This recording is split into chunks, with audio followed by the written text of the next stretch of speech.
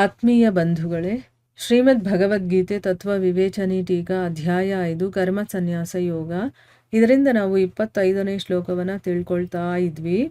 ಓದ ಭಾಗದಲ್ಲಿ ನಾವು ಚಿನ್ನದ್ವೈಧಾಹ ಮತ್ತು ಯಥಾತ್ಮಾನಃ ಅನ್ನುವಂಥ ಪದಗಳ ಅರ್ಥ ಏನು ಅನ್ನೋದನ್ನ ತಿಳ್ಕೊಂಡ್ವಿ. ಚಿನ್ನದ್ವೈಧಾಹ ಅಂತಂದರೆ ಅವನಲ್ಲಿರುವಂಥ ಸಂಶಯನೇ ದೂರ ಆಗ್ಬಿಟ್ಟಿರುತ್ತೆ ಅಂತ. ಭಗವಂತನ ಬಗ್ಗೆ ಸಂಪೂರ್ಣವಾದ ಜ್ಞಾನ ತಿಳುವಳಿಕೆ ಬಂದ್ಬಿಟ್ಟಿರುತ್ತೆ. ಅದರಿಂದ ಏನಾಗುತ್ತೆ, ಅವನಲ್ಲಿರುವಂಥ ಸಂಶಯನೂ ಇರೋದಿಲ್ಲ, ಅಜ್ಞಾನ ಅನ್ನೋದು ಇರೋದಿಲ್ಲ. ಭಗವಂತನ ಸಾಕ್ಷಾತ್ಕಾರ ಪಡೆದ ಮೇಲೆ ನಿರ್ಮಲವಾದ ಅಂತಃಕರಣದಲ್ಲಿ ಯಾವುದೇ ರೀತಿಯ ದೋಷ ಇರೋದಿಲ್ಲ. ಅದನ್ನು ಚಿನ್ನದ್ವೈದಾಹ ಅಂತ ಹೇಳಿದ್ದಾರೆ. ಆ ರೀತಿಯ ಒಂದು ಭಾವವನ್ನು ತೋರಿಸೋದಕ್ಕೆ ಚಿನ್ನದ್ವೈದಾಹ ಅಂತ ಹೇಳಿದ್ರು ಅಂತ ತಿಳ್ಕೊಂಡ್ವಿ. ಆಮೇಲೆ ಮನಸ್ಸನ್ನು ವಶ ಮಾಡಿಕೊಂಡು ಚಂಚಲತೆನೂ ಇಲ್ಲದೆ ಎಲ್ಲ ರೀತಿಯ ದೋಷಗಳಿಂದ ಮುಕ್ತನಾಗಿ ಅವನು ಪರಮಾತ್ಮನ ಸ್ವರೂಪದಲ್ಲೇ ತದ್ರೂಪವಾಗ್ಬಿಡ್ತಾನಲ್ಲ, ಅದನ್ನು ಯಥಾತ್ಮ ಅಂತ ಕರೀತಾರೆ ಅನ್ನೋದನ್ನು ತಿಳ್ಕೊಂಡ್ವಿ. ಈಗ ಸರ್ವಭೂತ ಹಿತೇರತಃ ಅನ್ನುವಂಥ ವಿಶೇಷಣವನ್ನು ಇಲ್ಲಿ ಪ್ರಯೋಗ ಮಾಡಿರುವಂಥ ಕಾರಣ ಏನು ಅಂತ ಕೇಳ್ತಾ ಇದ್ದಾರೆ. ಉತ್ತರ ಏನು ಅಂತಂದರೆ, ಪರಮಾತ್ಮನ ಒಂದು ಅಪರೋಕ್ಷ ಜ್ಞಾನವಾದ ಮೇಲೆ ನನ್ನವರು ಬೇರೆಯವರು ಅನ್ನುವಂಥ ಭೇದನೇ ಉಳಿಯೋದಿಲ್ಲ. ಅಲ್ಲಿ ಎಲ್ಲ ಕಡೆ ಭಗವಂತನೇ, ಎಲ್ಲಾನು ಭಗವಂತನೇ ಇರೋದು, ಅವನೊಬ್ಬನೇ ಇರೋದು, ಬೇರೆ ಏನೂ ಇಲ್ಲ ಅನ್ನೋದು ಗೊತ್ತಾದ ಮೇಲೆ ಮತ್ತು ಅವನಿಗೆ ಎಲ್ಲ ಜೀವಿಗಳಲ್ಲೂ ಕೂಡ ಆತ್ಮ ಬುದ್ಧಿ ಇರುತ್ತೆ. ಅಂದರೆ ಎಲ್ಲ ಒಂದೇ ಆತ್ಮ ಅನ್ನೋದು ಅವನಿಗೆ ಗೊತ್ತಾಗಿರುತ್ತೆ. ಅದಕ್ಕೋಸ್ಕರನೇ ಅಜ್ಞಾನಿ ಮನುಷ್ಯರು ಏನು ಮಾಡ್ತಾರೆ, ತಮ್ಮ ಶರೀರವನ್ನು ಆತ್ಮ ಅಂತ ತಿಳ್ಕೊಂಡು ಆ ಶರೀರದ ಹಿತದಲ್ಲಿ ಯಾವಾಗಲೂ ನಿರತರಾಗಿರ್ತಾರಲ್ಲ, ಅದೇ ರೀತಿ ಎಲ್ಲರಲ್ಲಿ ಸಮಭಾವದ ಬುದ್ಧಿ ಇರುವಂಥ ಆತ್ಮ ಬುದ್ಧಿ ಇರುವ ಕಾರಣ ಜ್ಞಾನಿ ಮಹಾಪುರುಷರು ಏನು ಮಾಡ್ತಾರೆ, ಸ್ವಾಭಾವಿಕವಾಗಿ ಎಲ್ಲರ ಹಿತದಲ್ಲಿ ನಿರತರಾಗಿರ್ತಾರೆ. ಅಂದರೆ ಈಗ ಆತ್ಮ ಅಂತಂದರೆ ಸರಿಯಾಗಿ ಯಾರು ಅರ್ಥವನ್ನು ತಿಳ್ಕೊಂಡಿರ್ತಾರೋ, ಆತ್ಮ ಅಂತಂದರೆ ಈ ಶರೀರ ಅಂತ ತಿಳ್ಕೊಂಡ್ರೆ ಶರೀರವನ್ನು ನಾವು ಚೆನ್ನಾಗಿಟ್ಕೋಬೇಕಪ್ಪ ಅಂತ ಅದಕ್ಕೋಸ್ಕರ ನಾವೆಲ್ಲ ಕೆಲಸ ಮಾಡ್ತಿರ್ತೀವಿ, ಅದಕ್ಕೇನು ಒಳ್ಳೆಯದೋ ಅದನ್ನೆಲ್ಲ ಮಾಡ್ತಿರ್ತೀವಿ. ಆದರೆ ಶರೀರ ಆತ್ಮ ಆಗುತ್ತಾ? ಇಲ್ಲ, ಅದರ ತಿಳುವಳಿಕೆ ಇಲ್ಲ, ಅಜ್ಞಾನದಲ್ಲಿರೋ ಕಾರಣ ಹಾಗೆ ತಿಳ್ಕೊಂಡಿರ್ತೀವಿ.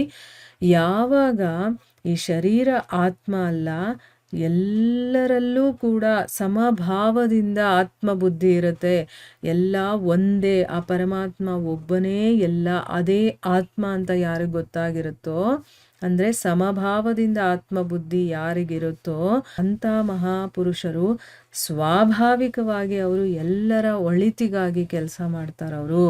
ಈ ಒಂದು ಭಾವವನ್ನು ತೋರಿಸೋದಕ್ಕೋಸ್ಕರ ಸರ್ವಭೂತ ಹಿತೇರತಃ ಅನ್ನುವಂಥ ವಿಶೇಷಣವನ್ನು ಇಲ್ಲಿ ಕೊಟ್ಟು ಹೇಳಿದ್ದಾರೆ. ಈ ಮಾತು ಕೂಡ ಲೋಕದೃಷ್ಟಿಯಿಂದ ಕೇವಲ ಜ್ಞಾನಿಯ ಆದರ್ಶ ವ್ಯವಹಾರದ ಒಂದು ದಿಗ್ದರ್ಶನವಾಗಿಸ್ಬೇಕು. ಅಂದರೆ ಏನು, ಈಗ ಅವನು ಜ್ಞಾನಿ ಅನ್ನೋಂಥವನು ಹೇಗೆ ಅವನು ವಿಷಯವನ್ನು ತಿಳ್ಕೊಳ್ತಾನೆ, ಯಾವ ರೀತಿ ಇರ್ತಾನೆ, ಅದೆಲ್ಲ ನಮಗೆ ಗೊತ್ತಾಗಬೇಕಲ್ಲ. ಅದಕ್ಕೋಸ್ಕರ ಇದನ್ನು ಹೇಳಿದ್ದಾರೆ. ಅಂದರೆ ಜ್ಞಾನಿಯ ನಿಶ್ಚಯದಲ್ಲಿ ಒಬ್ಬ ಬ್ರಹ್ಮನಲ್ಲದೆ ಇನ್ನೆಲ್ಲ ಭೂತಗಳು ಅಸ್ತಿತ್ವದಲ್ಲೇ ಇರೋದಿಲ್ಲ.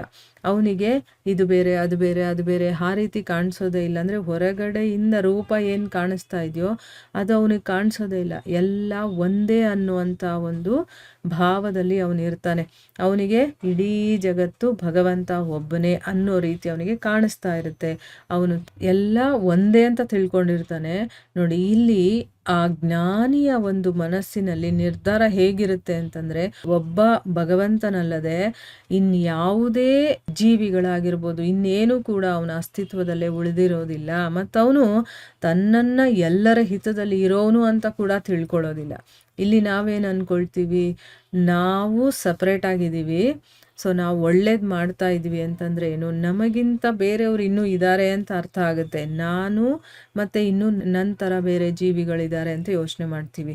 ಆದರೆ ಯಾರು ಜ್ಞಾನಿ ಆಗಿರ್ತಾನೋ ಅವನು ಒಬ್ಬನೇ ಬ್ರಹ್ಮನನ್ನು ನೋಡ್ತಿರ್ತಾನೆ ಎಲ್ಲ ಕಡೆ. ಅವನಿಗೆ ಬೇರೆಯದರ ಅಸ್ತಿತ್ವನೇ ಇಲ್ಲ ಅನ್ನೋದು ಗೊತ್ತಿರುತ್ತೆ ಅವನಿಗೆ. ಅದಕ್ಕೋಸ್ಕರ ಅವನು ಬೇರೆಯವರೇ ಇಲ್ಲ ಅಂತಂದಮೇಲೆ ಅವ್ರಿಗಾಗಿ ನಾನು ಏನೋ ಒಂದು ಒಳ್ಳೆಯ ಕೆಲಸ ಮಾಡ್ತಾ ಇರ್ತೀನಿ ಅಂತ ಹೇಗೆ ತಿಳ್ಕೊಳ್ಳೋದಕ್ಕೆ ಸಾಧ್ಯ ಇಲ್ಲ ಅಲ್ವಾ? ಸ್ವಲ್ಪ ಗಮನ ಇಟ್ಟು ಇದನ್ನು ಅರ್ಥ ಮಾಡ್ಕೋಬೇಕು.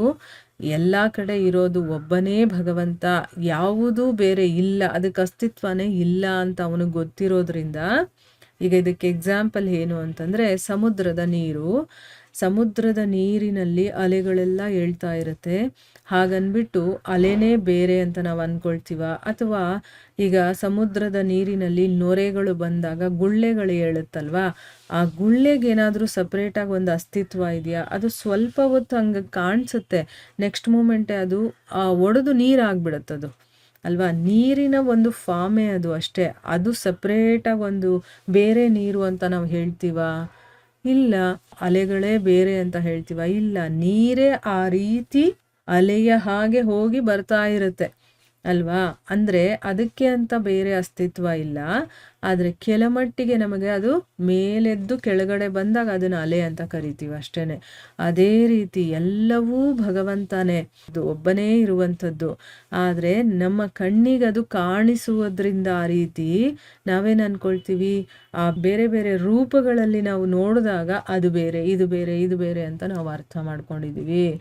ಅದು ನಮ್ಮ ತಪ್ಪು. ಅದಕ್ಕೆ ಜ್ಞಾನದ ಅವಶ್ಯಕತೆ ತುಂಬ ಇದೆ. ಯಾವಾಗ ಜ್ಞಾನ ಗೊತ್ತಾಗುತ್ತೋ ಆಗ ನಮಗೆ ಎಲ್ಲ ಒಂದೇ ಅನ್ನೋದು ನಮಗೆ ಗೊತ್ತಾಗುತ್ತೆ. ಈಗ ಎಲ್ಲ ಒಂದೇ ಅಂತಂದಮೇಲೆ ಬೇರೆಯವರ ಹಿತದಲ್ಲಿ ಕೆಲಸ ಮಾಡೋದು ಅನ್ನೋದು ಎಲ್ಲಿಂದ ಬರುತ್ತೆ? ಬರೋದೇ ಇಲ್ಲ. ಒಂದೇ ಇರುವಂಥದ್ದು ಅನ್ನೋದು ಅವನ ಮನಸ್ಸಲ್ಲಿ ಚೆನ್ನಾಗಿ ಗೊತ್ತಿರುತ್ತೆ. ಅವನ ಮನಸ್ಸಲ್ಲಿ ಬೇರೆಯವರ ಹಿತಕ್ಕೋಸ್ಕರ ನಾನು ಕೆಲಸ ಮಾಡ್ತಾ ಇದ್ದೀನಿ ಅನ್ನುವಂಥ ಭಾವ ಕೂಡ ಇರೋದಿಲ್ಲ. ಅದನ್ನು ಇಲ್ಲಿ ಹೇಳ್ತಾ ಇದ್ದಾರೆ. ಸೊ ಇಲ್ಲಿಗೆ ನಾವು ನಿಲ್ಲಿಸೋಣ. ಹರೇ ಕೃಷ್ಣ.